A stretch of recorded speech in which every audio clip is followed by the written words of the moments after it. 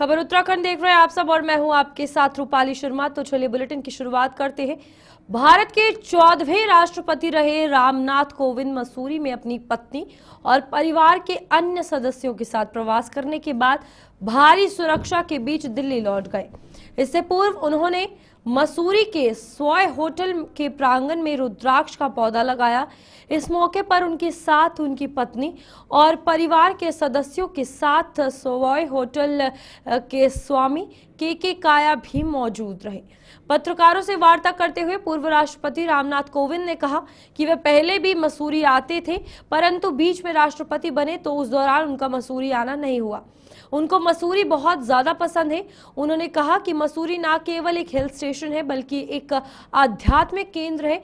यहाँ पर सुख भी है और शांति भी है और ये बहुत अच्छी जगह है, इसलिए इसको क्वीन ऑफ हिल्स कहा जाता है। उन्होंने मसूरी में आने वाले पर्यटकों और मसूरी को भी शुभकामनाएं दी। उन्होंने कहा कि पर्यावरण को बनाए रखने के लिए केवल मसूरी वासियों का कर्तव्य नहीं है, बल्कि जो पर्यटक दया विदेश से मसूरी आते हैं उनका भी ये कर्तव्य है कि वह मसूरी को साफ सुथरा रखें और पर्यावरण को नुकसान ना पहुंचाए। रामनाथ कोविंद ने कहा कि ऑपरेशन सिंदूर की सफलता सही मानने में देश की एकजुट का प्रतीक है और हर देशवासी को लगता है कि हमें दुश्मन को मुंह तोड़ जवाब देना चाहिए था और वह जवाब दिया भी गया। सेना के शौर्य और पराक्रम को हम सब नमन करते हैं और देश को उन पर गौरव है। उन्होंने कहा कि उन्हें अच्छा लगता है कि हमारे पड़ोसी देश को ऑपरेशन सिंदूर से सीखना चाहिए और अगर नहीं सीखेगा तो इसी प्रकार का अंजाम के लिए वे तैयार रहे। मसूरी एक न केवल हिल स्टेशन है बल्कि एक मैं इसे आध्यात्मिक केंद्र मानता हूँ।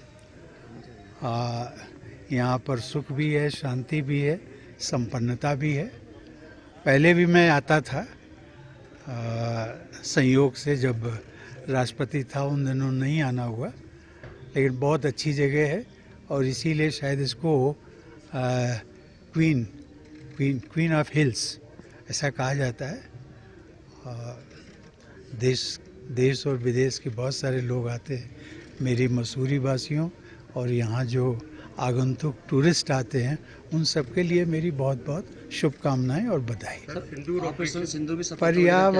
पर्यावरण को मेंटेन करना न केवल मसूरी वासियों का कर्तव्य है बल्कि जो टूरिस्ट आते हैं उनको भी करना चाहिए। देखिए, ऑपरेशन सिंदूर की सफलता क्या एक सही मायने में एक देश की एकजुटता का प्रतीक है और हर देशवासी को लगता है कि हमें बी फिटिंग जवाब देना चाहिए था दुश्मन को, और वो जवाब दिया गया। सेना के शौर्य और पराक्रम को हम सब नमन करते हैं। देश को उन पर गौरव है और मुझे लगता है कि हमारे जो पड़ोसी देश है उसको सीखना चाहिए और नहीं सीखेगा तो फिर इसी प्रकार के अंजाम के लिए वो तैयार भी रहे। काम तो बहुत आगे बढ़ चुका है, लेकिन मैं इतना ही देशवासियों को कहना चाहूँगा कि it will prove to be a game changer, not for the prosperity and development of India but for the on the economic front also. Doon स्थित एक प्री प्रिपरेटरी स्कूल से जुड़े हॉस्टल में मानसिक रूप से अक्षम 2 भाइयों के यौन शोषण का मामला सामने आया है। राज्य बाल आयोग की टीम ने स्कूल और हॉस्टल का निरीक्षण किया। आयोग अध्यक्ष डॉक्टर गीता खन्ना ने बताया कि स्कूल का संचालन दिल्ली में पंजीकृत एक ट्रस्ट कर रहा है, जिसके लिए किसी प्रकार की शैक्षणिक मान्यता संबंधित प्राधिकरणों से नहीं ली गई। उन्होंने बताया कि प्री प्रिपरेटरी स्कूल की संचालिका नजदीक में किराए के एक भवन में मानसिक अक्षम बच्चों के लिए हॉस्टल चलाती है। टीम के निरीक्षण में हॉस्टल की स्थिति अत्यंत जर्जर मिली है। वहां किसी भी प्रकार के सुरक्षा मानकों का पालन नहीं किया जा रहा था, ना ही उसके संचालन के लिए कोई वैधानिक अनुमति ली गई। डॉक्टर खन्ना ने बताया कि फिलहाल प्री प्रिपरेटरी स्कूल को बंद कर दिया गया है और बाल कल्याण समिति और संबंधित विभागों की निगरानी में इस पूरे प्रकरण की गहन जांच जारी है। वहां पढ़ रहे अन्य 15 बच्चों से भी समिति जो है वो बातचीत करेगी और पता लगाएगी कि क्या कुछ वहां पर हालात है। देखिए, पहली बात तो मैं उसको विद्यालय कहूं या ना कहूं वो ही सवाल है, क्योंकि एक किसी कारगी में कहीं पर एक विद्यालय चल रहा है जो प्रिपरेटरी स्कूल की तरह चल रहा है दिव्यांगों के लिए, और उसी के एक्सटेंशन के रूप में पिछले 1 साल से किराए के 4 कमरों में फर्स्ट फ्लोर पे इन्होंने ये हॉस्टल फैसिलिटी शुरू करी, जिसका इन्होंने गूगल के माध्यम से प्रचार किया हुआ था। लेकिन वहां जाकर मुझे हॉस्टल जैसा कुछ भी वहां पर नजर नहीं आया। बहुत डिंजी कमरे थे, ना रोशनी ना लाइट, और जो रख रखाव था वो भी बहुत शैबी था, मतलब सफाई के नाम पे। हालांकि किचन रिलेटिवली ठीक था। सिक्योरिटी के वाइज भी वो दिव्यांग बच्चों के लिए तो बिल्कुल उपयुक्त नहीं है, फर्स्ट फ्लोर पे है और कोई ऐसा सिक्योरिटी अरेंजमेंट्स मुझे नहीं दिखे।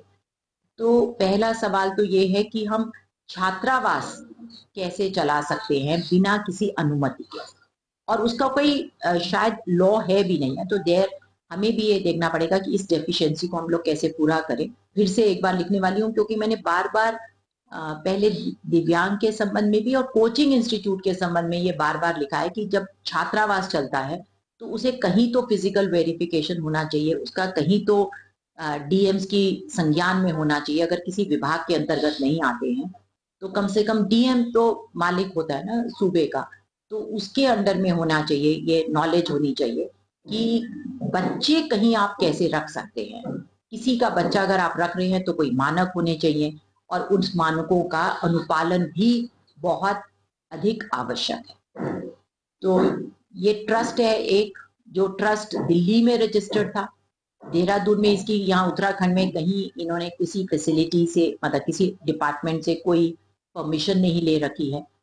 दूसरी बड़ी बात थी कि ये जो उत्पीड़न करने वाला सोनू है, इसने 16 मई को ज्वाइन किया, ना तो कोई अपॉइंटमेंट लेटर था, ना पुलिस वेरिफिकेशन थी, उसका ट्रैक रिकॉर्ड ही पहले का नहीं था। 21 साल के लड़के को आपने दिव्यांग बच्चों के बीच में रात के समय छोड़ा है, तो वो एक इंटेंशनल और अनइंटेंशनल पर गलती है।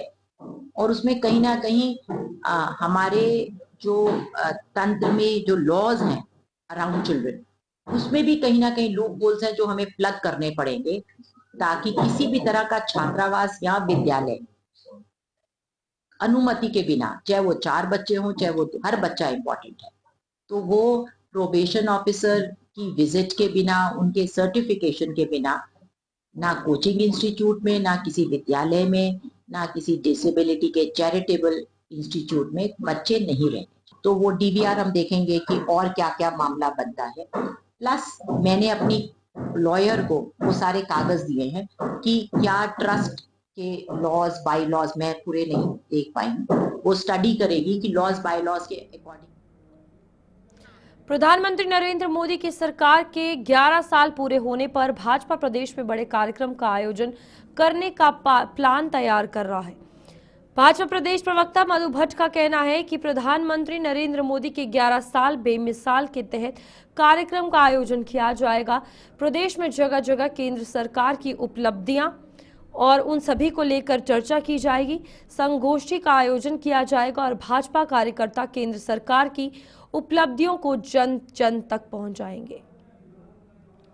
माननीय प्रधानमंत्री जी के कुशल नेतृत्व में जिस प्रकार से ऐतिहासिक कार्य हुए हैं और वसुधैव कुटुंबकम की भावना से संपूर्ण विश्व एक सूत्र में बांधने का जो उन्होंने प्रयास किया है, माननीय प्रधानमंत्री जी के कार्यकाल के अनेकों ऐसे ऐतिहासिक कार्य हैं, उनकी उपलब्धियां हैं, उसको लेकर बिल्कुल जनता के बीच में अनेकों जो हमारी जो विकास की योजनाएं हैं उनको लेकर जनता के बीच में जाएंगे, और अनेकों कार्यक्रम के माध्यम से जो एक सेवा सुशासन की जो भावना होती है, सबका साथ सबका विकास और सबका विश्वास के साथ लेकर हम पूरे भारतवर्ष में पूरे अनेकों जगह हम जो है संपूर्ण एक सूत्र में पिरोने का जो माननीय प्रधानमंत्री जी ने जो कार्य किया पूरे विश्व को लेकर, उसमें योजनाओं को लेकर हम कार्यक्रम करेंगे जनता के बीच में, और सेवा के भाव से बहुत सारी जो हमारी योजनाएं हैं उनके विकास को लेकर अनेकों जो और आगामी योजनाएं बनने जा रही हैं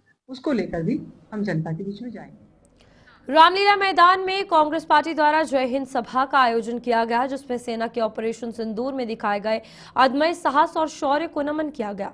वहीं अमेरिका के राष्ट्रपति डोनाल्ड ट्रंप की तस्वीर का मजाक उड़ाते हुए विरोध किया गया। सभा में कांग्रेस के तमाम दिग्गज नेता शामिल हुए।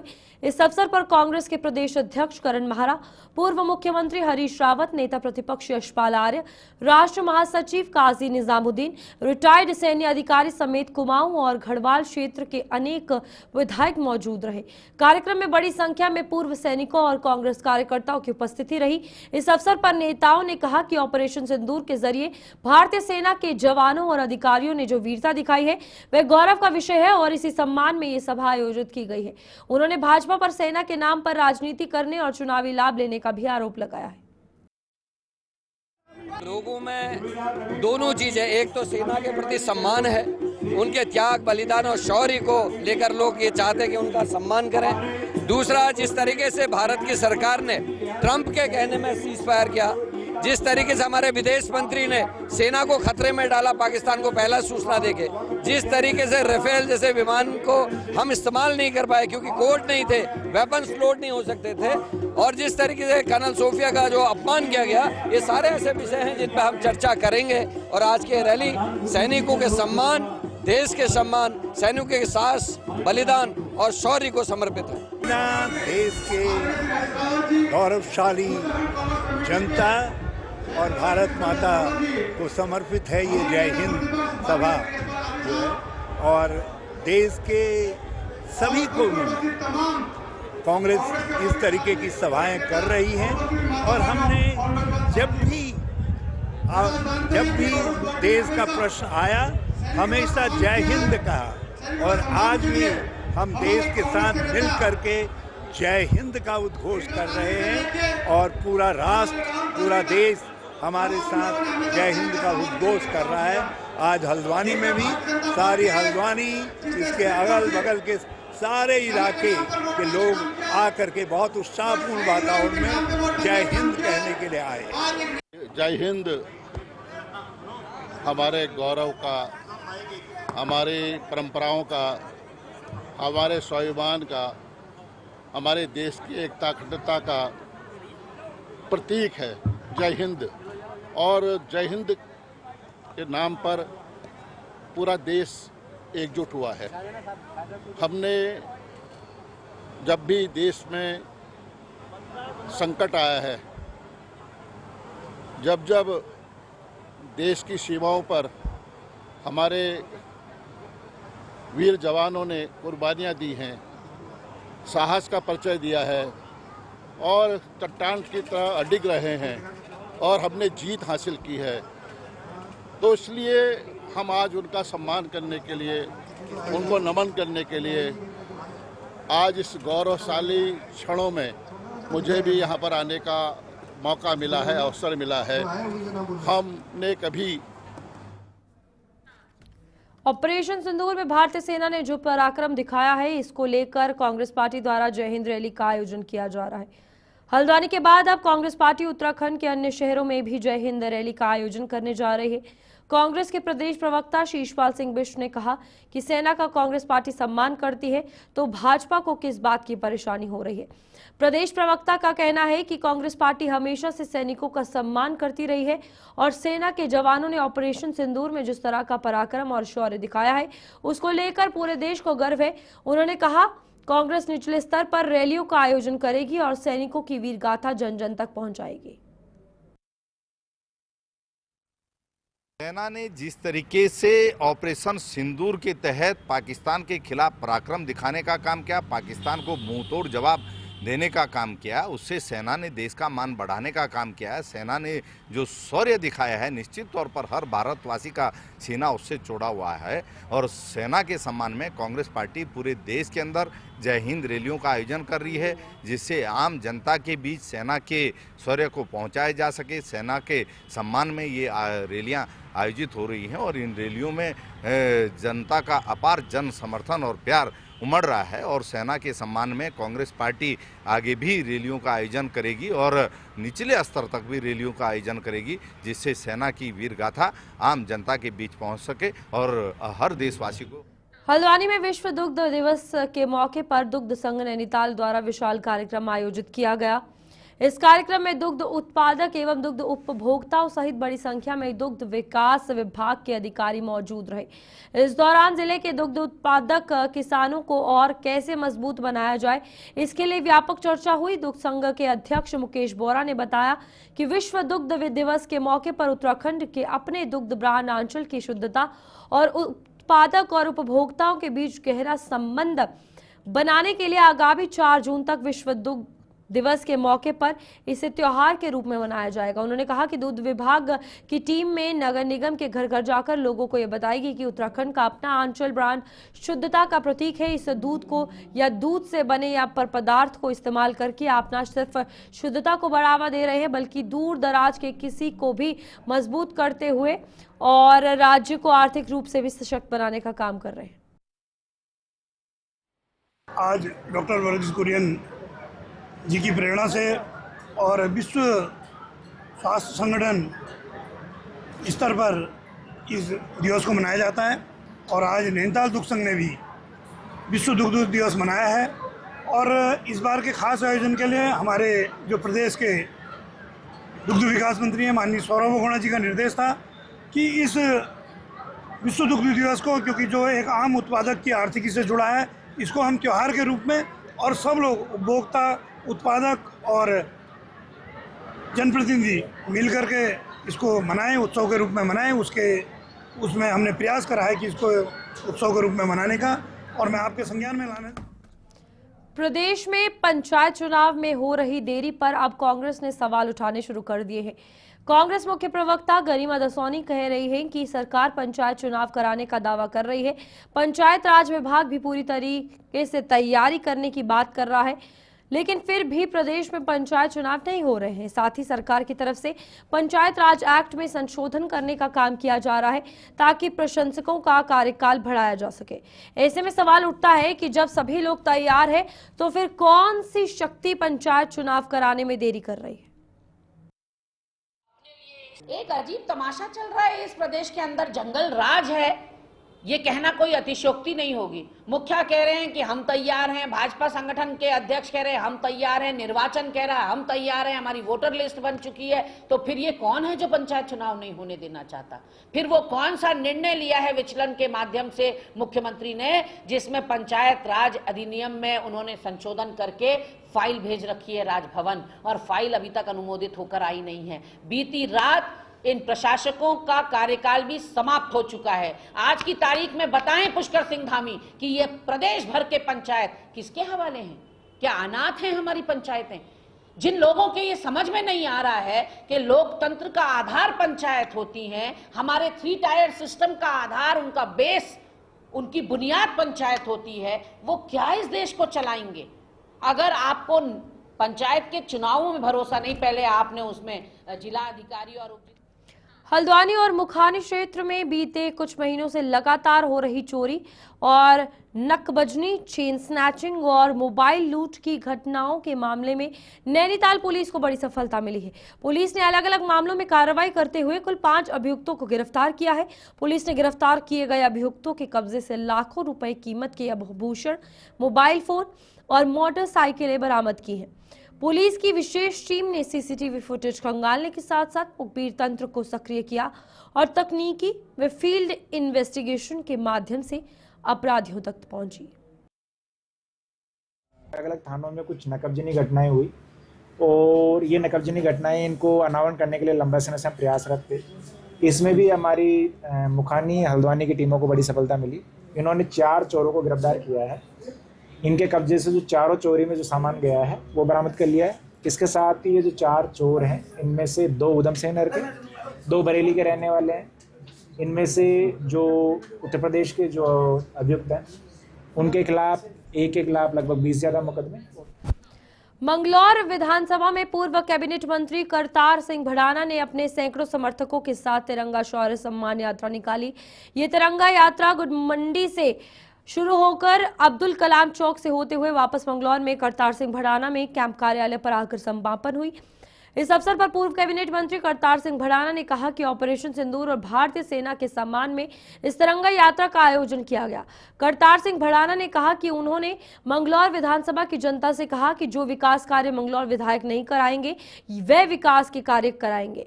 करतार सिंह भड़ाना ने बताया कि आने वाली 8 तारीख को एक रैली का आयोजन किया जा रहा है और इस रैली में उत्तराखंड के मुख्यमंत्री पुष्कर सिंह धामी शिरकत करेंगे और इसी दौरान मुख्यमंत्री मंगलौर विधानसभा के लिए कई योजनाओं की भी घोषणा कर सकते हैं। जनता ही संदेश हमें दे रही है कि जवानों के लिए और घर घर सिंदूर पहुंचाना है और देश को दुनिया को बताना है कि भारत की तरफ देखना, सोच के देखना पड़ेगा, नहीं तो उसका रिजल्ट 1 मिनट में वापस मिलेगा। वो सीएम साहब जी आ रहे हैं।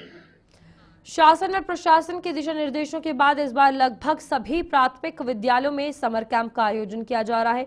इसी क्रम में पीएम श्री राजकीय प्राथमिक विश्वविद्यालय माजरी ग्रांट फर्स्ट में 27 मई से 2 जून तक समर कैंप का आयोजन किया गया, जिसमें छात्र छात्राओं को जहां अपनी प्रतिभा दिखाने का मौका मिल रहा है, तो वहीं छात्र छात्राएं गढ़वाली, पंजाबी व अन्य भाषाओं के साथ उत्तराखंड की संस्कृति से भी रूबरू हो रहे हैं।